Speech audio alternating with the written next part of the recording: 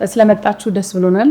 ምርጫሽም ስላደረግሽን ብዙ የጥርስ ህክምናዎች ኮንታክት አድርገውሽ እንደነበር ነግረሽኛል። እኛን መርጣችሁ ስለመጣችሁ እናመሰግናለን። ቢኒ ወይም ሀቢብ በዚህ መልኩ እንግዲህ ዛሬ ጨርሰንለታል። የተሰራለት ህክምና እንደነገርኩሽ ቴምፖራሪ ነው። ምክንያቱም እድሜው ገና ስለሆነ 18 ዓመት ስላልሞላ ዋናውን ጥርስ ወይም ቋሚ ጥርስ በዚህ ሰዓት ማድረግ አንችልም፣ ብሪጅ ማድረግ አንችልም። የሚያድግ ልጅ ስለሆነ ማለት ነው። ስለዚህ ጊዜያዊ ነገር የጥርሱን ከለር በኮምፖሳይት ቬኒር አስተካክለንለታል። እቺ ጋር አንዱ የምትጎድል ጥርሱን ደግሞ በወጪ ገቢ አድርገንለታል።